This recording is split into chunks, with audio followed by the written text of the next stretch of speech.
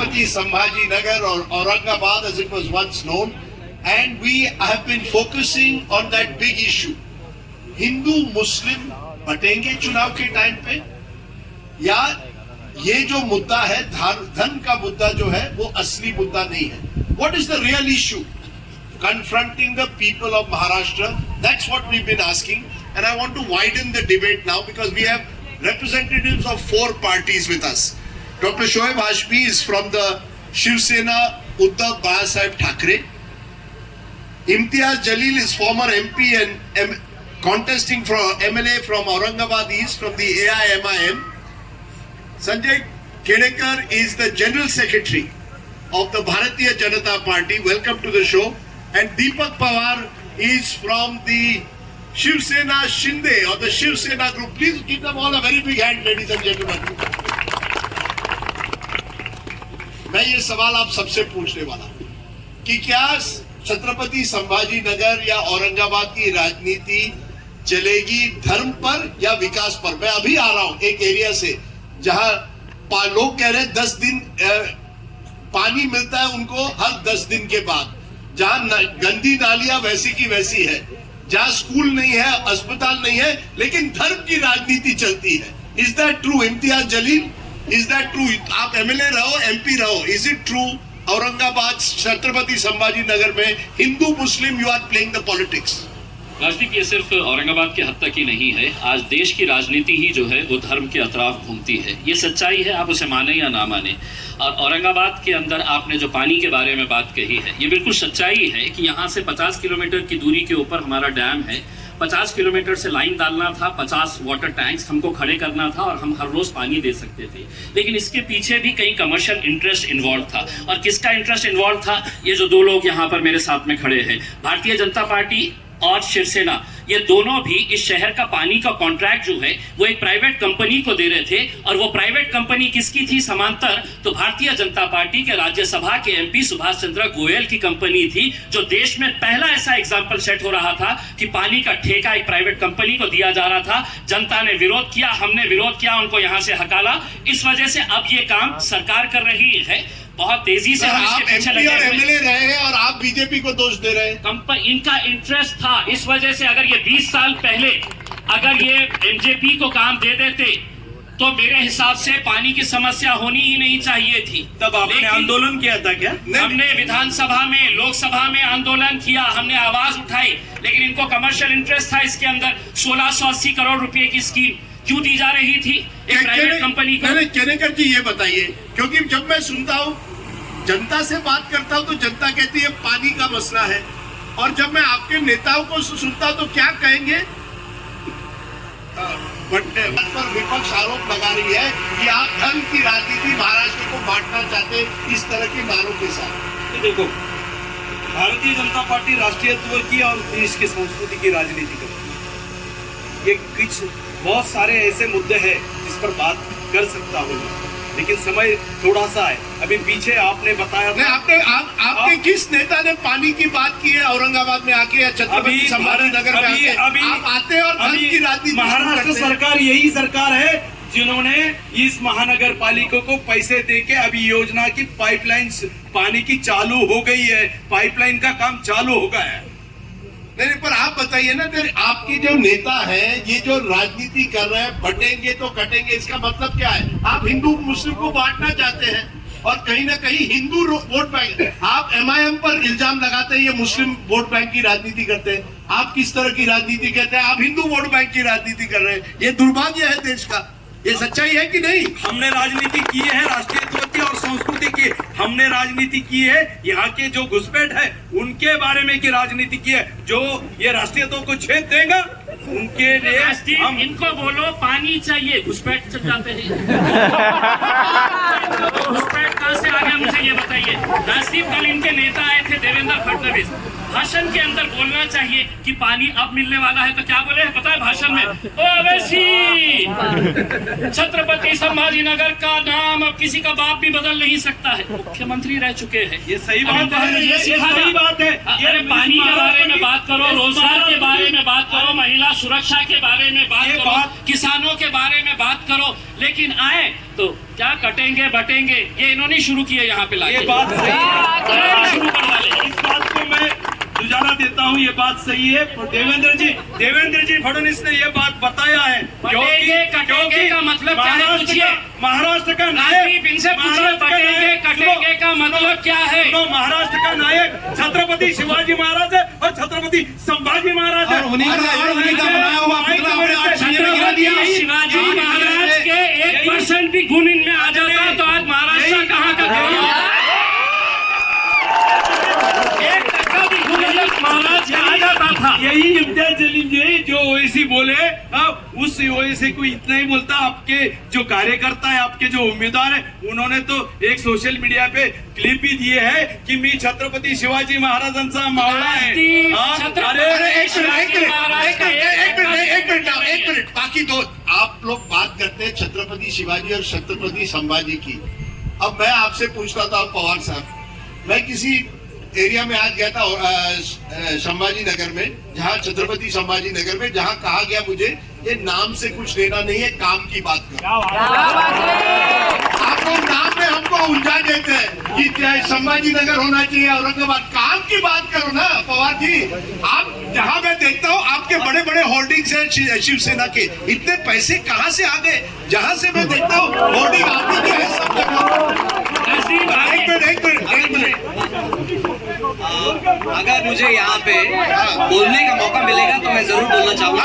बोलने दीजिए, क्योंकि इसको बोलने दीजिए, नहीं बोलने दीजिए, नहीं बोलने दीजिए, ये गलत है, ये गलत है, ये गलत है, इनको बोलने दीजिए। बार 50 ठोके मत बोलो। हाँ जी, देखिए ऐसा है, सुनिए हाँ बोलो, सुनिए मेरी बात सुनिए। हाँ अच्छा हुआ बटेंगे कटेंगे या फिर एक है तो सेफ है, एक है तो सेफ है, इस सवाल को आपने पूछ लिया। मेरे बगल में मेरे बड़े भाई इम्तियाज जी खड़े हैं, जो कि मेरे ही बैकग्राउंड से आते हैं, मैं भी मीडिया बैकग्राउंड से आता हूँ था। लेकिन अब ऐसा है कि जब मैंने बहुत ही आशा के साथ मैंने देखा कि एक एजुकेटेड यूथ यहाँ पे पहली बार चुनाव लड़ने आ रहा है, तो मैं भी इनकी पहली रैली में चला गया साहब। यहाँ मेरे बहुत से मुस्लिम भाई बैठे हैं, वो मुझे सही या गलत का जवाब दे। देखो हम किस मुंह से सेक्युलरिज्म की बात करते हैं और किस मुंह से हमारा मुखौटा जिसे कहते हैं वो सामने दिखाते हैं, वो समझिए। मैं इनकी पहली रैली में गया था कटकट गेट में। सुनिए मेरी बात सुनिए। जवाब तो दे दीजिए। कटकट गेट में मैं जब वहां पे गया, ठीक है हर पार्टी का अपना एक झंडा होता है, हर पार्टी का अपना एक नारा होता है, लेकिन मैंने जाते ही इम्तियाज भाई को जैसे देखा, एक अच्छा खासा दिखने वाला एक लड़का जिसको कांधे पे उठाए हुआ है, और उठाने के बाद आजू बाजू से जो घोषणाएं दी जा रही थी, उस घोषणा का नाम क्या था? ये शहर हमारा है, और हरे झंडे लहराए जा रहे थे। ये ऐसा हुआ था कि नहीं हुआ था? आप फुटेज निकाल के देखिए। मैं देखिए साहब हम देखिए, अगर दंगाई की बात करें, एक मिनट मैं उनसे जवाब लूंगा, लेकिन दीपक ये बताओ जरूर। नहीं, मैंने आपको पहला नारा लेकर यहाँ पे शहर में राजनीति ये शहर नाम से चलेगा या काम पे? 90 के दशक में, बाद में जब 90 से पहले ये शहर था, 90 के बाद हमने भी ये शहर देखा है। हम भी इसी मिट्टी की पैदाइश है। हमें पता है 90 के बाद जब इस शहर में शांति आई, फिर से तब 90 से लेके 2014 तक ऑलमोस्ट कम्युनल माहौल थोड़ा सा माइल्ड हो गया था। इम्तियाज भाई आए और ये फिर यहाँ पर शुरू हुआ। नेशनली क्या शुरू हुआ मुझे नहीं पता, लेकिन औरंगाबाद में जो शुरू हुआ वो इम्तियाज भाई आने के बाद शुरू हुआ। और इसीलिए ठहरा रहे हैं। बिल्कुल वो करते हैं ऐसी राजनीति, राजनीति ऐसे करते हैं। आप उनको जवाब देने दीजिए। ये बड़ा आरोप लगा रहे, वो कह रहे MIM ने यहाँ सांप्रदायिकता रचाई है। राजदीप पिछले 10 साल यहाँ पर कोई एक दंगा ऐसा बता दे। किराड़पुरे के अंदर जब राम मंदिर के ऊपर हमला हुआ तो पवार साहब घर में सो रहे थे। चली जाकर उस राम मंदिर के अंदर हमारे हिंदू भाइयों की और राम मंदिर की सुरक्षा करने वाला जब ये सो रहे थे, तब जाकर है तो राम मंदिर की सुरक्षा मैंने किया था 10 साल के अंदर। मैं इनसे ये सवाल कर रहा हूँ कि मेरा कार्यकर्ता कुछ बोला तो इन्हें बड़ी तकलीफ हो रही है। बटेंगे या कटेंगे, क्या बोलना चाह रहे हैं? क्या बोला वो तो बटेंगे या ये शहर हमारा है, क्या मतलब है? अगर आपका शहर तो हम कौन है? दीपक कौन है? हम इसी आप मीडिया से एक व्यक्ति सुन रहा है, वो भी डॉक्टर है। डॉक्टर आशपी, आप शिवसेना उद्धव बाळासाहेब ठाकरे से है।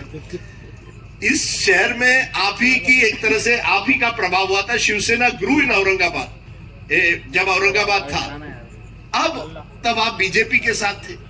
Now you are with Congress and NCP.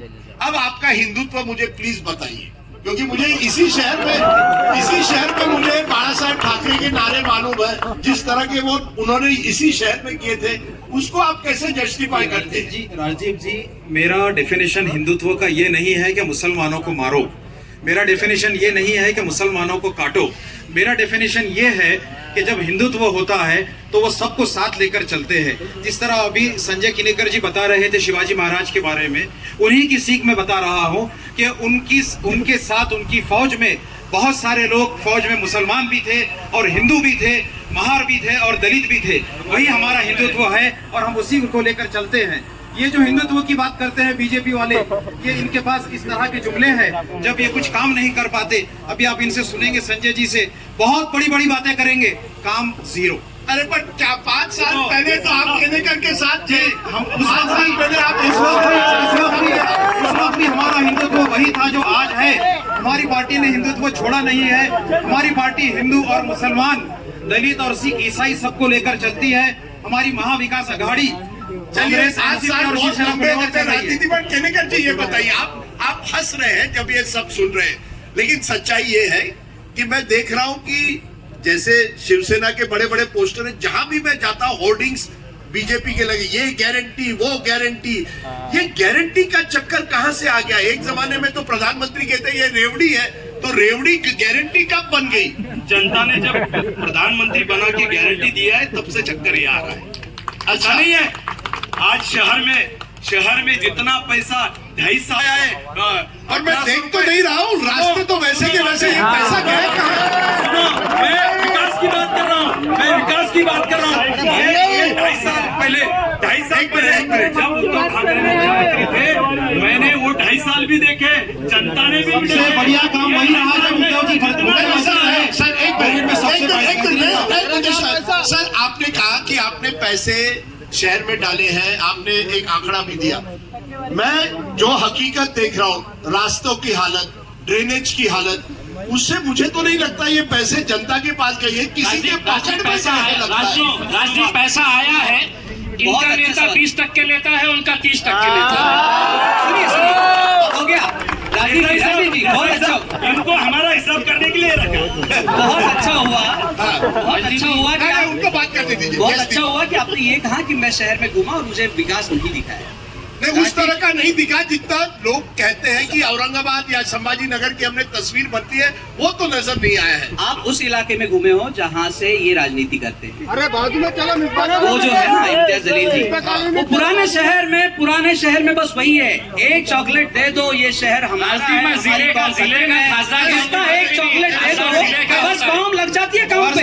ये मेरे बड़े गाँव के भाई यहाँ पे बहुत सारे आए हुए हैं, इनसे पूछिए इनकी जिंदगी में बदलाव लाने के लिए इम्तियाज जलील ने अभी तक क्या किया है। देखिए ऐसा है, आप कह रहे हैं एक और आप पश्चिम में आके देखिए, आप मध्य में आके देखिए, आप पश्चिम में आके देखिए, आप मध्य में आके, पूर्व में आके देखिए, दीपक हर गली में सीमेंट का रास्ता बिछा हुआ है, हर घर में ड्रेनेज का काम हुआ है। 600 करोड़ की एक बड़ा इल्जाम लगाया यहाँ पर इम्तियाज जलील। एक मिनट, इम्तियाज जलील ने एक मिनट, सच्चाई ये भी है, जिस एरिया में ड्रेनेज की फैसिलिटी वैसी की वैसी है जैसे मैंने 10 साल पहले देखी है। मैंने देखा कि साफ सफाई नहीं हुआ है, गार्बेज का प्रॉब्लम है, पानी का प्रॉब्लम है, और लोगों ने कहा MIM को भी हमने परखा है, बीजेपी को भी परखा है, लेकिन कुछ हमारी जिंदगी में बदलाव नहीं आया। आप उनको इल्जाम लगा रहे हैं, पर आप भी थोड़ा अंदर झांकिए। राजदीप, मैं आपको एक बात बताऊं, हर शहर के अंदर 2 शहर बसते हैं। एक वो शहर है जहां पर हम रहते हैं और दूसरा वो शहर है जहां पर ये रहते हैं। 6 मंत्री है यहाँ पर, पूरे महाराष्ट्र में इतने सारे मंत्री नहीं है, लेकिन मैं आपको चैलेंज करता हूं, अतुल सावे का या संजय सिरसाट का किसी मुसलमान बस्ती के अंदर एक वोट बता दे करके, इम्तियाज जलील के 50 ऐसे मैं वोट बता दूंगा कि जहां पर मैं इस बारे में भी बात करना चाहूंगा सर। आप ये सिर्फ धर्म के हिसाब से काम करते हैं।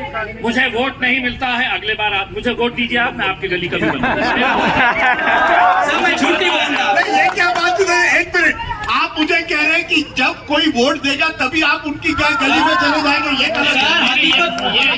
तो इससे भी और गहरी हकीकत मैं आपको बताना चाहूंगा। जी। मैं जिस गांव कन्नड़ तालुका है यहाँ नजदीक, वहाँ में अड़गांव नाम से गांव है, हमारा बॉर्डर पे गांव आता है नासिक के। हाँ। उस गांव से जब ये चुनाव के लिए खड़े थे, वहाँ पे इनको 600 वोट मिले। मेरे दलित भाई और मुसलमान भाइयों ने इकट्ठा वोट किए कि जिंदगी में अभी बदलाव आएगा क्योंकि हमारा आदमी चुन के आएगा।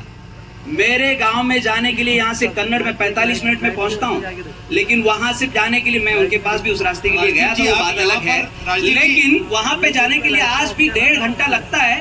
5 साल ये भी तो MP रह चुके थे, ये भी एक पैसा वहाँ पे दे देते तो मेरे गांव का रास्ता तो बन जाता। गांव के दलित दलित नहीं है, गांव के मुसलमान मुसलमान नहीं होते। खाली शहर में वोट अच्छे हैं तो बस उनकी आप उन पर वोट बैंक की राजनीति का आरोप कर रहे हैं। एक मुझे बताइए डॉक्टर हाशमी, जाते जाते महाराष्ट्र में क्या राजनीति जो चलेगी अब, वो केवल इस तरह की राजनीति चलेगी, वोट बैंक की राजनीति। और ये भी डर है कि 23 तारीख के बाद अगर त्रिशंकु विधानसभा हो जाए तो आप कहां से कहां जाएंगे कोई नहीं जानता। जनता केवल कुर्सी बात, आप बात करते हैं शाहू फुले अम्बेडकर की, लेकिन असलियत है आप कुर्सी चाहते हैं। सर मुझे बात कंप्लीट करने दीजिए। क्यों तो अभी आपने देखा डिबेट में भी आपने उन्हीं लोगों को बोलने का मौका दिया है जो धर्म की राजनीति करना चाहते हैं। मुझे बोलने का मौका कम दिया गया है। ये तीनों धर्म की राजनीति करते हैं, इसलिए आपको ज्यादा इंटरेस्ट उसी चीज में है। अच्छा, तो मेरा ये कहना है कि अभी आप एक मिनट, अभी आप जो एरिया में गए थे खैसर कॉलोनी में आपने प्रोग्राम लिया है, वहां आपने देखा कि बहुत पिछड़ा हुआ इलाका है, इसके साथ बिल्कुल सौतेला सलूक किया गया है, इन पार्टियों की वजह से किया गया है। वहां पर इनका नुमाइंदा भी था, वहां इनकी हुकूमत भी रही है। सर, इतने सालों से शिवसेना के मेयर सर रहे सुनिएगा, सर सुनिएगा, मैंने कहा बात कंप्लीट करने दीजिए। सर मुझे बात कंप्लीट करने दीजिए। लेकिन जब हमने सेकुलर हुकूमत की बात की है तो सारे लोग हम पर टूट पड़ते हैं। हम जब कभी मुसलमान को नुमाइंदगी देंगे तो ये सवाल उठाएंगे बीजेपी वाले, तुम्हारा हिंदुत्व कहाँ गया, मुसलमान क्यों आ गया है। अगर हम किसी हिंदू को देंगे तो मुसलमान आवाज उठाएगा कि मुसलमान कहाँ चला गया है। हमें इस सोच को बदलना पड़ेगा, हिंदू और मुसलमान को साथ लेकर चलना पड़ेगा, तब तक हमारे देश का प्रोग्रेस नहीं होगा। सर हमारे पास के नौजवान और युवा बिना रोजगार के हैं, हमारे पास की लड़कियां अनसेफ है, हमारे शहर में हॉस्पिटल्स बिल्कुल नहीं है, हमारे पास के हॉस्पिटल्स में सुविधाएं नहीं है, हमारे पास के राजनेता सर लास्ट बार, हमारे पास के राजनेता सब हिंदू मुस्लिम एक दूसरे के दोस्त हैं, एक दूसरे से मिलते हैं, सिर्फ जनता को लड़ाते हैं। ये जनता यहाँ जानती है। आपने बड़ी बात कही, ये आपने बड़ी बात कही कि आप सब एक दूसरे के दोस्त हैं, जनता को एक दूसरे के साथ, सही है ना, ये आप दूसरे को लड़ाते हैं। लास्ट पॉइंट इनके मुंह से धर्म की राजनीति बोले तो एक कहावत है, 900 चूहे खा के बिल्ली हज को चली। प्रॉब्लम यही है, महाराष्ट्र के अंदर धर्म की राजनीति किसी ने लाया था, यही है, धर्म की राजनीति किसी ने लाया था, यही लोग इसकी मुखालफत करते हैं। इनके मैं इस पूरे जनता से पूछना चाहता हूँ, जनता विकास पर वोट देगी या धन पर वोट देगी? ये केवल टीवी पर आप बोलते हैं, जब आपको डब्बे में जानते हैं। चलिए हम देखते हैं कि छत्रपति संभाजी नगर में कौन वाकई सबका साथ सबका विकास करती है। But for now to my guest for joining me, I hope कि एक नया और औरंगाबाद, एक नया छत्रपति संभाजी नगर एक दिन बनेगा। Thank you very much, thank you. तो हाय गाइस, फाइनली ये था डिबेट जो हमने अभी सुना। हमारा फर्स्ट टाइम डिबेट था। MLA 2024 के इलेक्शन में जो डिबेट था, इम्तियाज़ जलील साहब, डॉक्टर हाशमी साहब यहाँ पर मौजूद थे, अंजना ओम कश्यप के साथ, और राजदीप सर आज तक और इंडिया टीवी के साथ में ये डिबेट हुआ है। लेट्स सी कैसा होता है अभी इलेक्शंस 2024 का। 23 तारीख को रिज़ल्ट पता चलेगा। सिया।